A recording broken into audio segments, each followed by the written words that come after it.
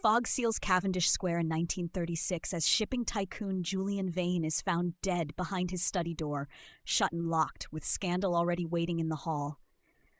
When his cast-off wife returns at the exact wrong moment, a retired solicitor follows the ink, the paper, and a rare typewriter ribbon toward a rival who wanted more than revenge. He wanted Julian to die without an heir. Chapter 1. Fog on Cavendish Square. London did not wake so much as seep into being. The fog over Cavendish Square clung to iron railings and hid the upper floors of the townhouses, turning street lamps into pale halos and footsteps into rumors. Coal smoke lay low in the air, sour and familiar, and the damp found every seam in Edmund Hale's coat, intent on getting inside and reading him. He had retired a year ago, quietly, the way one puts away a well-used tool. Probate had been a life made of other people's endings. Paperwork that arrived after grief had already done its damage. Yet here he was, summoned back by a note written in Inspector Graves's blunt hand. Come to Vane House. At once. You know his papers better than anyone. Julian Vane, shipping tycoon, a man who could make a room feel poorer by entering it. Edmund had drawn up instruments for such men, wills that sounded like commands, codicils that tried to stitch over what cruelty had torn. Vane had been difficult, and difficulty always left residue. The constable at number 11 let him in and shut the door quickly behind him, as if the fog might follow. Inside, warmth and polish met Edmund like a practiced smile, beeswaxed wood, coal-fire heat, leather, old paper. But the house held its breath. Servants moved with the careful economy of people trained to keep scandal contained. Inspector Graves waited at the foot of the stairs. Broad-shouldered and plain-faced, he looked damp at the hem and exhausted at the eyes. "Mr. Hale," he said, "you remember him?" "I remember his temper," Edmund replied. Graves made a sound that could have been a laugh on a better day. "He's upstairs. Study. It's odd. Latham's been. Coroner will come when the fog lets him. We force the door a little after 7:30. Until then, and until I'm satisfied, no one leaves this house." He glanced toward the drawing-room doorway. And there's her. Edmund followed his gaze. A woman stood near the window as if by habit she chose the edge of rooms. The fog beyond the glass made her reflection waver. Elena Vane was slimmer than Edmund remembered, but her posture was the same, still upright, composed like a verdict. 6 months ago, Julian Vane had turned her out publicly. He had waved an anonymous typed letter as if it were scripture, scientific, anonymous, decisive. The child in Elena's womb, it claimed, could not be his. In a city that loved gossip, scientific had sounded like irrefutable. Julian had stripped her of his name in front of witnesses and sent her into a literal and social storm. Edmund had not been asked to mediate. Julian had not wanted mediation. He had wanted a sentence. "She came in?" Edmund asked quietly. "Not yet," Graves said, and the correction carried weight. "She's in the house, but she only arrived after we found him. Keep that straight. It may matter." They climbed. Halfway up, Mrs. Pritchard appeared on the landing like a ship's figurehead, stiff, upright, keys at her waist. She held a cloth in one hand and polished an already clean candlestick, as if shine could ward off calamity. "Inspector," she began, "there's tea in the morning room if—" "Later," Graves cut in. His eyes moved past her.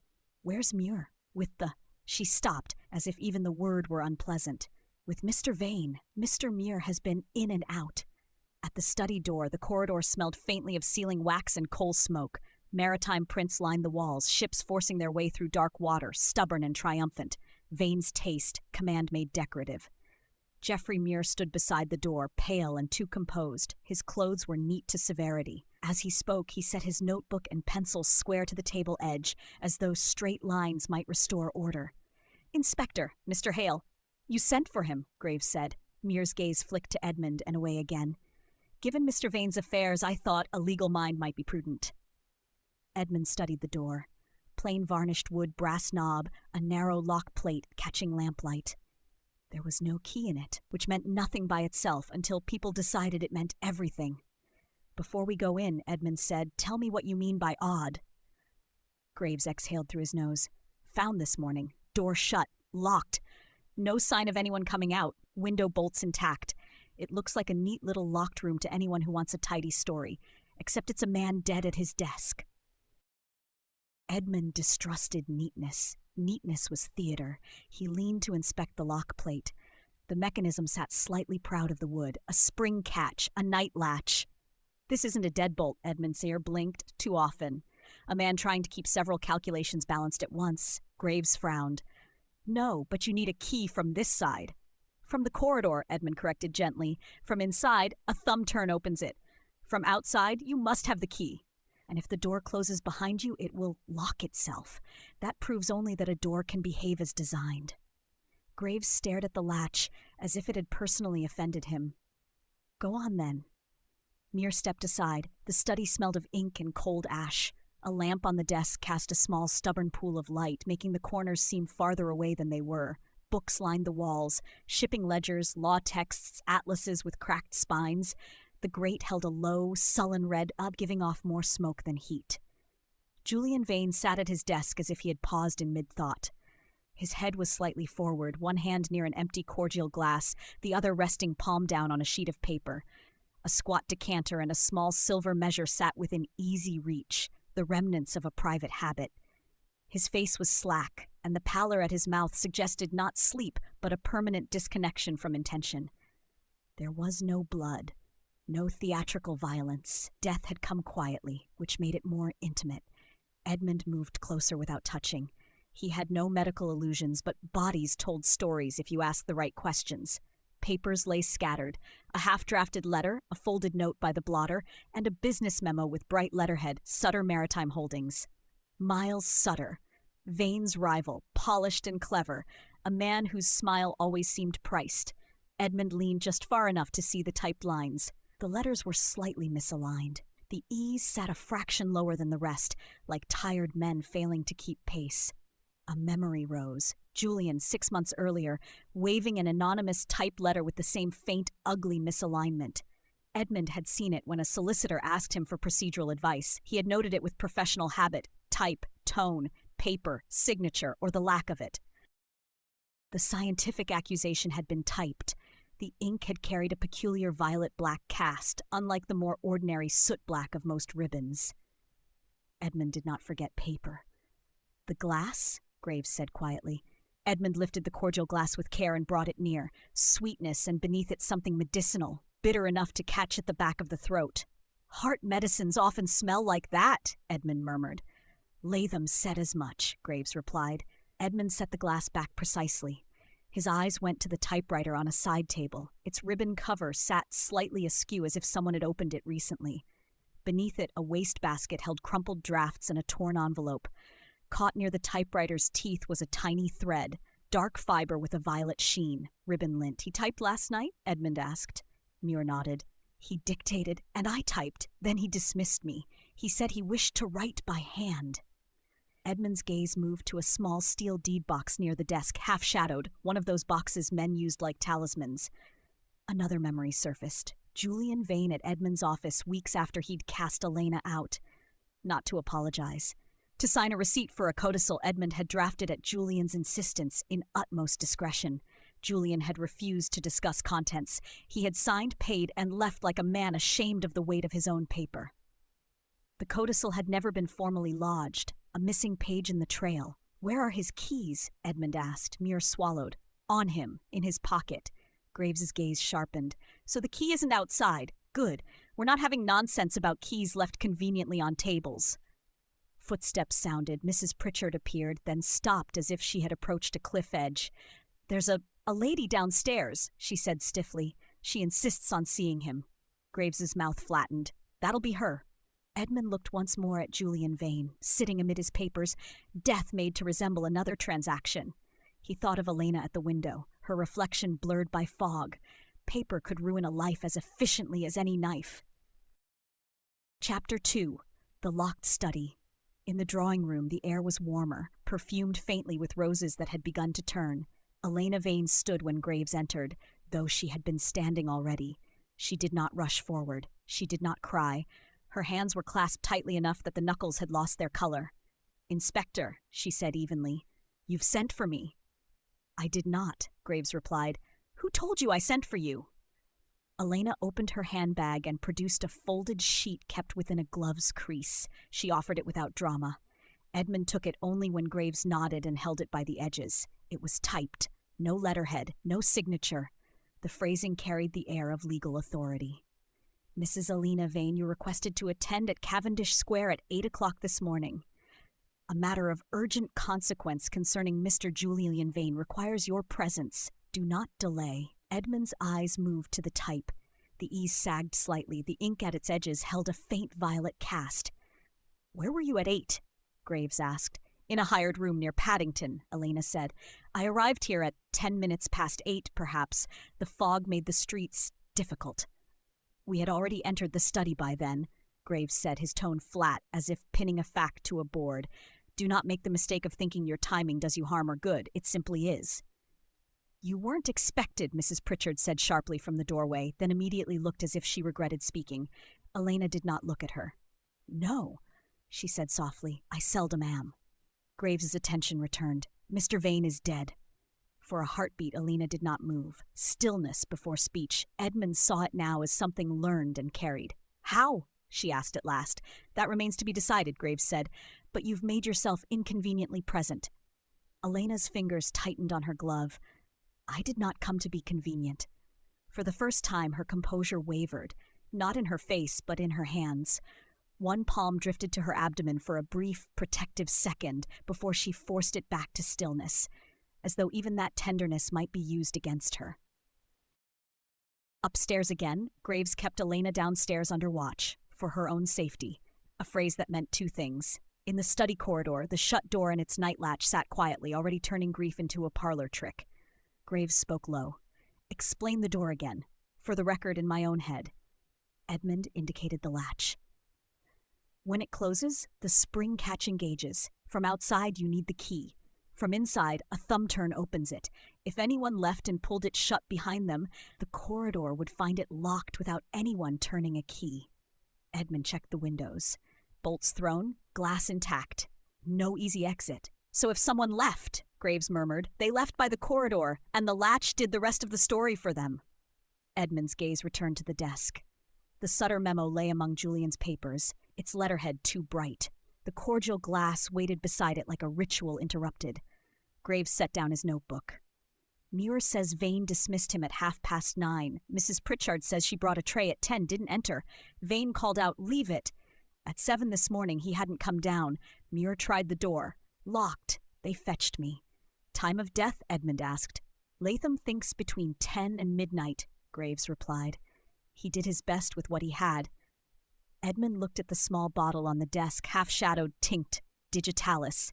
The stopper's cork edge looked slightly tacky, as if handled with damp fingers or wiped too quickly. He did not touch it. Instead, he examined the typewriter again. Ribbon cover askew, screw not fully seated, and the violet-black fiber caught near the teeth. Do you have the anonymous letter that caused the exile? Edmund asked. Graves grimaced. In the desk downstairs. Muir showed it. Scientific nonsense, but it ruined her, didn't it? Edmund's voice was quiet. It did? You think it matters now? Graves said. Edmund looked at the unsigned summons that had drawn Elena here and at Julian Vane's slack face. I think whoever wrote that letter knows how to use paper to place people where they can be blamed. Someone has placed Elena in a very convenient position. Graves's mouth tightened. Convenient for whom? Edmund did not answer yet. The house was full of people. One of them would fit the shape of this manipulation. He only needed enough honest details to force the fit. Chapter 3. Statements in low voices. The morning room smelled of oversteeped tea and damp wool drying by heat. Fog pressed against the windows in gray sheets, turning the outside world into a rumor. Edmund sat beside Graves and listened as Vane House offered its version of last night. Mrs. Pritchard spoke first, straight-backed, cloth still in hand. Mr. Vane took his dinner at 8. Mr. Muir was present for business. Dr. Latham came at 9, as he does when called. Mr. Vane dismissed everyone at 9:30. I brought a tray at 10. He told me to leave it. Did you see anyone else on the landing? Graves asked. No, she said at once. Too fast. No one. Edmund watched her polish the table edge with 2 unnecessary passes. Geoffrey Muir spoke next. His truth sounded rehearsed. At 9, Dr. Latham arrived. He stayed 20 minutes. At 9:30, Mr. Vane dismissed me. He wished to write without interruption. He was in a temper. Do you know why? Graves asked. Muir set his pencil neatly to the table edge. Marital matters, the scandal, company difficulties. Company difficulties? Edmund asked mildly. Muir's throat bobbed. The government contract, shipping lines. Mr. Vane was fighting Mr. Sutter for it. It will decide the year. Sutter was here? Graves asked. Muir answered too quickly. No, not last night. He visited earlier in the week. Rupert Vane arrived smelling faintly of gin mints. Handsome, hungry-eyed Julian's nephew. His smile wavered when it met the room's hardness. I was in the billiard room, Rupert said. All evening, I didn't go near the study. Who can attest? Graves asked. Rupert blinked too often. No one. I was alone. You asked him for money, Edmund said, not accusing. Observing. Rupert's smile thinned. He was my uncle. One asks family. We'll come back to your definition of it, Graves said. Dr. Latham arrived last, coat buttoned too carefully. He had the calm, practiced manner of someone who spoke around frailty. As he entered, his forefinger pressed briefly to his lower lip, a private thinking habit. You saw him alive, Graves said. Yes, Latham replied. He complained of palpitations, stress. He did not live gently. You prescribed tincture, Edmund said. Digitalis, Latham said. A measured dose. It can steady an unreliable heart if used carefully. And if not used carefully, Graves asked, it can stop it, Latham said, eyes steady. Graves's voice lowered. We found a cordial glass with residue. Bitter. Digitalis is bitter, Latham said. Many tinctures are. Some patients take it with something sweet. So he could have taken his own medicine and died, Graves said. Possible, Latham replied.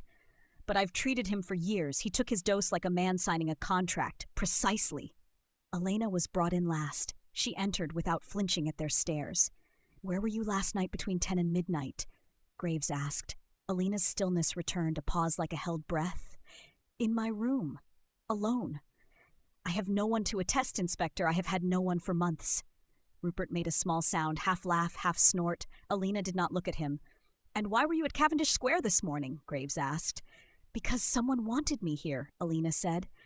Later, as Graves stepped away to confer with a constable, Edmund studied the anonymous letter that had exiled Elena, now laid out like an exhibit. It spoke of blood group analysis with the confidence of a man selling a miracle, but without a single credential to match its tone. The E's sagged. The ink held violet at its edges. Paper could destroy a marriage. It could also kill a man. Sometimes the same hand did both. Chapter 4. Paper, Ribbon, and Purchase Orders. By midday, the fog had thickened again, turning streets into corridors as tight as Vane House's own. Graves allowed Edmund to go out only because the inspector understood the difference between a hunch and a trail. Edmund's trail began with paper. He walked to a stationer on a narrow street where ink and paste clung to the air like memory. He did not need to lay documents on the counter, he only needed to describe. A typewriter ribbon, he said, narrow spool, continental width, violet-black cast. The clerk's eyebrows rose a fraction. Not common, most take standard spools black, sometimes blue. This would be ordered? Edmund asked. Likely, the clerk said, pulling down a small box. The ribbon inside was indeed narrower, its spool smaller. At an angle, the ink took on violet. We keep few. They come in by account, offices. Who ordered recently? Edmund asked. The clerk hesitated, then drew out a ledger. He ran a finger down a column. Sutter Maritime Holdings, he said. 3 spools last month, narrow violet black, delivered by messenger. Back at Vane House, afternoon light was a weak smear. Graves met him in the hall and listened as Edmund relayed the stationer's information. Graves's mouth thinned. Sutter! It narrows, Edmund said. Not proves, but narrows. Graves ordered a discreet search of personal effects. Miles Sutter, who had arrived with the air of a man doing society a favor, stood in the study with hands folded in a careful expression of concern. His thumb turned a signet ring as if counting invisible debts. Mr. Sutter, Graves said, I'll need to search your effects. Sutter's smile did not waver. Inspector, surely that's unnecessary. I came as courtesy. Courtesy can wait, Graves replied. Your briefcase. Sutter opened it himself in a show of candor. Edmund's eyes went to the lining, too smooth, too recently adjusted. The constable ran fingers along the seam. Something crinkled where it should have been flat. He tugged. A narrow typewriter ribbon spool fell out and rolled once on the carpet. Even in dim light, the ink's violet cast was visible. Sutter's face went very still. You carry ribbons in your briefcase? Graves asked. Sutter's laugh arrived a beat late. It's hardly incriminating to own office supplies. Not incriminating, Edmund said quietly, to own them. Interesting to hide them. I wasn't hiding anything, Sutter snapped. Then perhaps you forgot where you kept it, Edmund said. The house tightened around them as evening fell. Fog pressed against windows like an eavesdropper. Graves made it clear, no one left. No one entered without being seen. Vane House became a sealed world where every gesture mattered. Edmund watched Alina in the drawing room, her hands clasped, her gaze steady. Someone had summoned her here with typed authority. Someone had wanted her in the house when the death was discovered, and someone had used a latch and a little fog to make a corridor lie. Chapter 5. Ash in the Great Night did not bring darkness so much as a change in texture. Lamps softened faces and deepened shadows. The coal fire snapped and sighed. The air carried damp wool drying by heat. Edmund could not sleep. He sat in the morning room with water untouched and listened for the subtle disturbances that betrayed a mind at work. Houses held their secrets in their noises. A step too careful, a door eased shut rather than allowed to click. Near midnight, a scent drifted under the tea and coal smoke, paper burning. It was faint at first, a thin thread of acrid heat that did not belong. Edmund rose and followed it down the corridor. The drawing room door was ajar. Light flickered inside, orange and restless. Edmund pushed it open. Mrs. Pritchard stood by the grate, feeding papers into the fire with hands that moved too quickly to be calm. Flames caught at edges, curling sheets into black lace. "Mrs. Pritchard," Edmund said quietly. She froze. "It's rubbish," she said sharply. "Drafts. Mr. Vane wouldn't want." Edmund stepped closer and saw, on a corner not yet consumed, the faint watermark of legal stationery, an elegant crest he recognized at once, the kind used for wills. He took the fire tongs, pinched the corner before it vanished, and drew out a charred fragment. Heat bit through the metal. Ash fell in a thin shower. Mrs. Pritchard's eyes widened. She made a move as if to snatch it. "Don't," Edmund said, and there was steel in his voice now. "Tell me whose idea this was." Footsteps sounded. Inspector Graves entered, taking in flame, ash, and Mrs. Pritchard's rigid back. "What are you doing?" he demanded. "Cleaning," she said, chin lifted, as if posture could disguise panic. "Take her keys," Graves said. A constable unclipped the heavy ring from her waist. The jangle sounded obscenely loud. Edmund held up the charred fragment.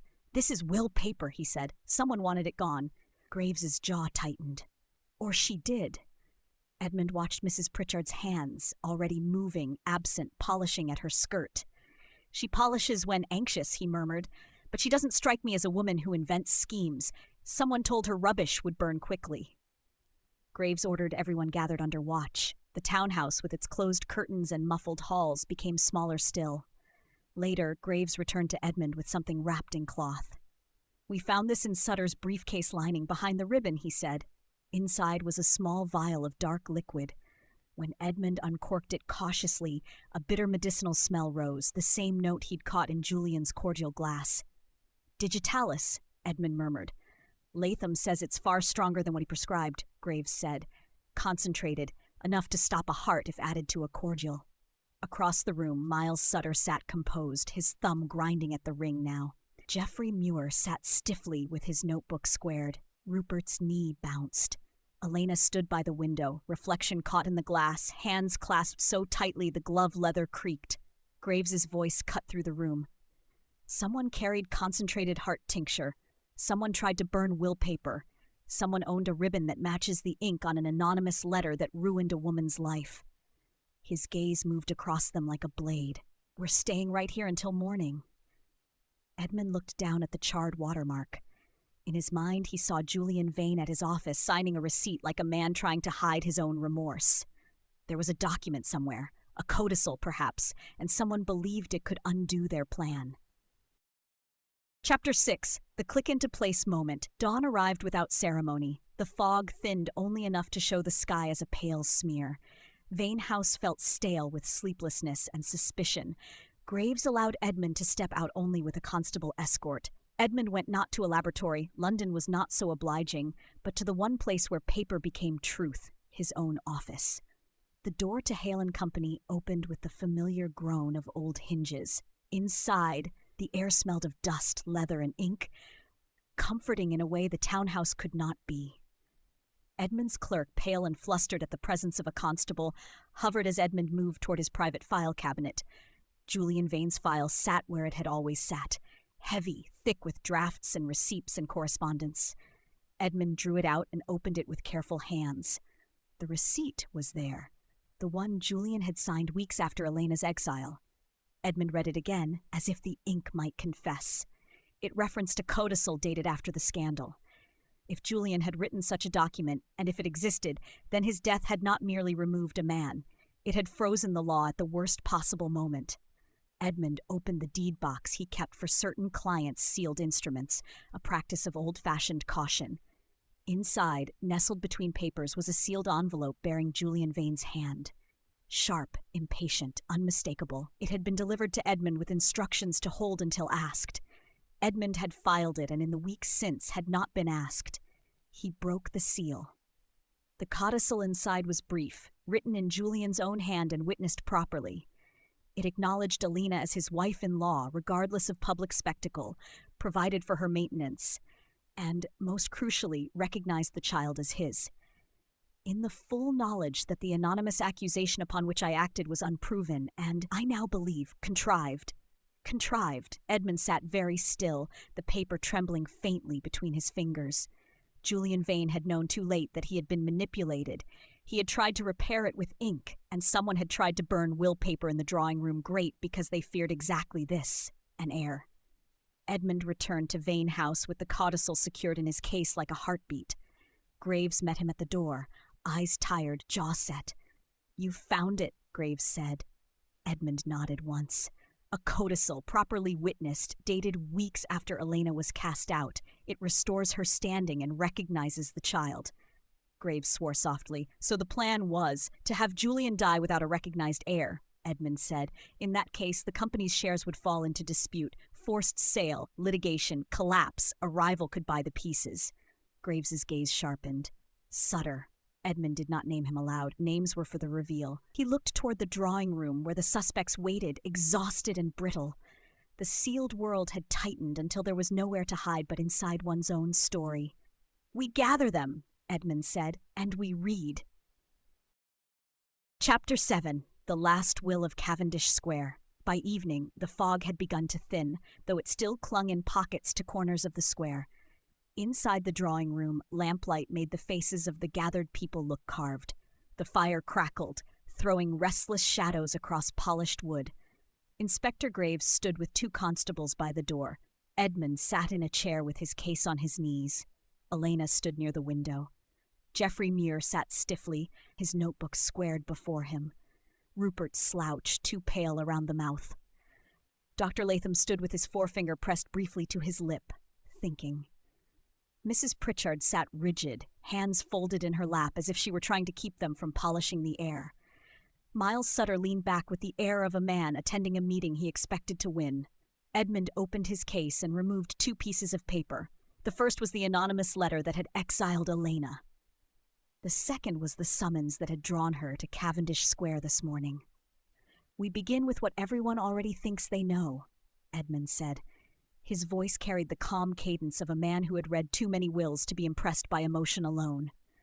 6 months ago, Julian Vane cast out his wife after receiving an anonymous claim of scientific certainty. This morning, Mrs. Vane received an anonymous typed summons, compelling her to come here at 8, ensuring she would be present, conveniently, near the time Mr. Vane's death was discovered. Rupert snorted. She had motive. Graves's glare silenced him. Edmund continued, "Those letters share a trait, not in content, in manufacture."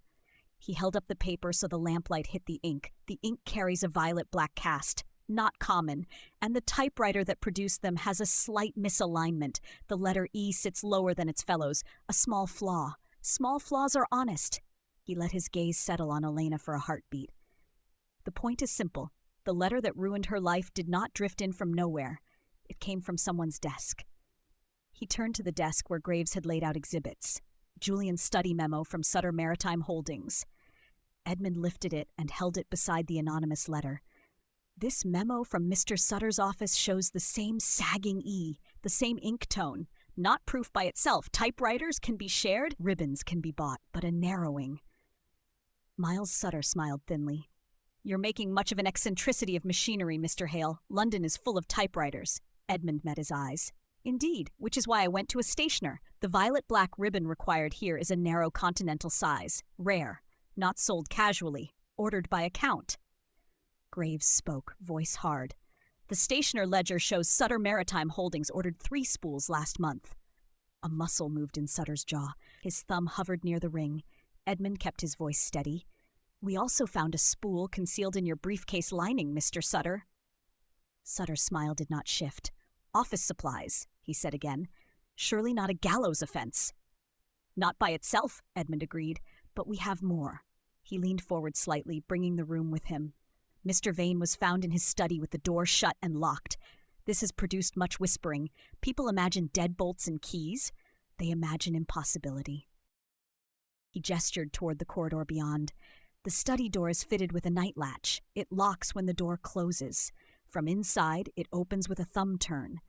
From outside, it requires a key. If a visitor left the study and pulled the door shut behind him, the corridor would find it locked without anyone turning a key. Graves nodded once. And Mr. Vane's keys were in his pocket, not outside? Edmund let that settle. So the locked room is not a miracle. It is hardware. Elena's hands tightened on her glove. She did not speak, but Edmund felt the room's weight shift. The theatrical obstacle locked door had become mundane, and mundane things were harder to argue with. Edmund's gaze moved to Dr. Latham. Dr. Latham told us Mr. Vane took digitalis, a measured dose. He often masked the bitterness with cordial. Latham's forefinger touched his lip, then lowered. Yes. Edmund looked to Graves. Inspector, will you? Graves placed the small vial on the side table, found concealed in Mr. Sutter's briefcase lining. Concentrated digitalis, according to Dr. Latham. The room drew a breath. Rupert's face paled. Muir's pencil rolled, and he caught it with shaking fingers. Sutter's laugh came thin, a beat late. That is absurd. You mean to suggest I carried poison like a melodramatic villain? Not poison, Edmund said quietly. Medicine, in a dose meant to kill. He turned the vial in his hand without touching the mouth. You did not need to break a window or sneak down a rope. You needed access to a man's routine, his decanter, his little silver measure, a cordial glass. A moment while his attention was on paper, not on you. Sutter's eyes glittered. And you have no proof I had such access. Edmund's gaze went to Geoffrey Muir. Mr. Muir, earlier you said Mr. Sutter was not here last night. Muir's mouth opened, closed, opened again. His eyes darted to Graves, then to Sutter. Muir swallowed. Mr. Sutter came at 9:45. He insisted on seeing Mr. Vane privately about the contract. Mr. Vane told me to leave them. He said it was none of my concern. The room shifted at once. Rupert straightened, eager for the scent of fresh blame. Dr. Latham's forefinger paused against his lip. Elena's gaze snapped to Muir, not with triumph but with a weary, dawning understanding of how easily men's omissions became her chains. Graves's stare pinned Muir where he sat, promising consequences for every missing line.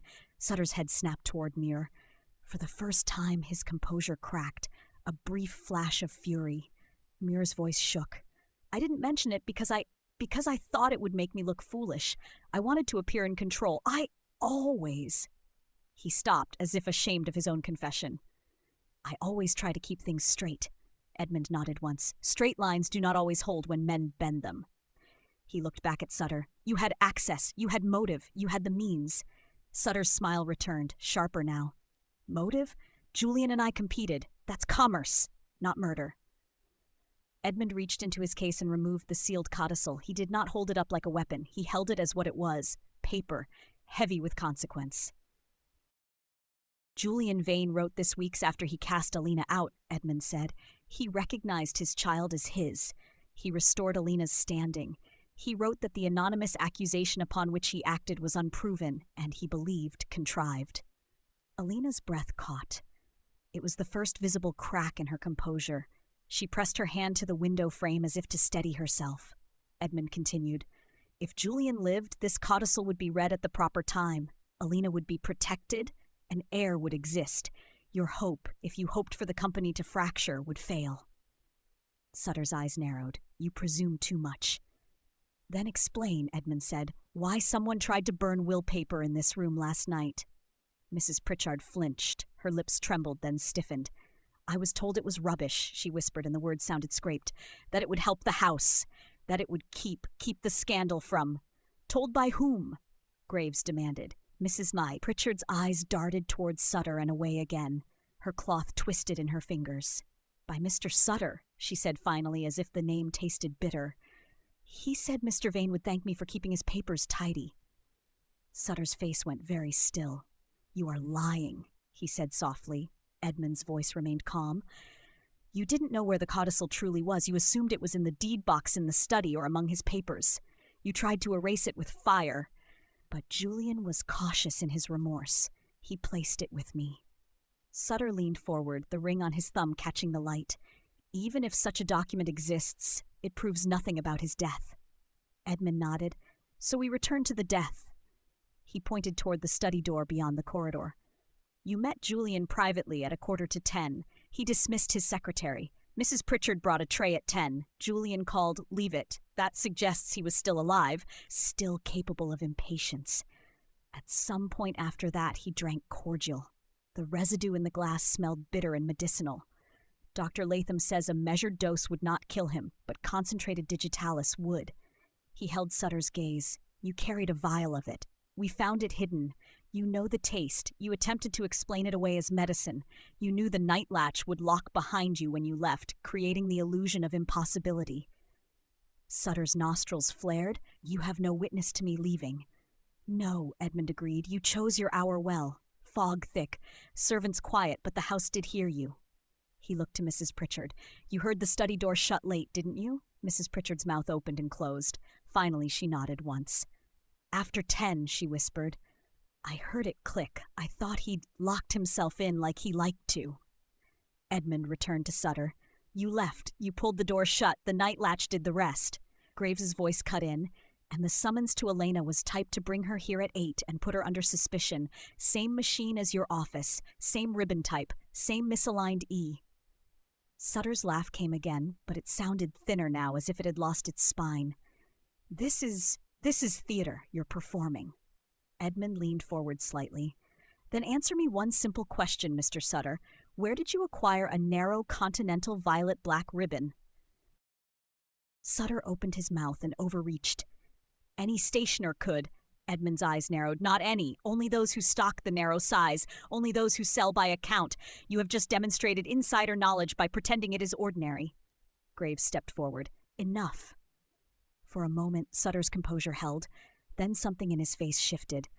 A calculation failing. His thumb stopped worrying his ring. His hand went still, as if he had reached the end of numbers and found none that saved him. "Julian was going to ruin the company," Sutter said, and his voice turned sharp with contempt. "He would have dragged it down out of spite. He had no heir." Elena made a sound, small and strangled. Sutter's eyes flicked to her, and the mask slipped entirely. "He had no heir worth a ship's rope," he spat, and in the cruelty of the remark his motive became naked. Graves nodded to the constables. They moved in. Sutter stood too quickly, chair scraping. For a heartbeat it looked as if he might bolt, but there was nowhere to go. The sealed world had tightened fully. The door behind Graves was watched. The windows were tall and bolted. The fog outside was thinning, and even if it had been thick, Graves's men were thicker. "Mr. Sutter," Graves said, "you are under arrest on suspicion of murder." Sutter's jaw worked, but no clever words arrived this time. The ring on his thumb glinted once as he was taken by the arms.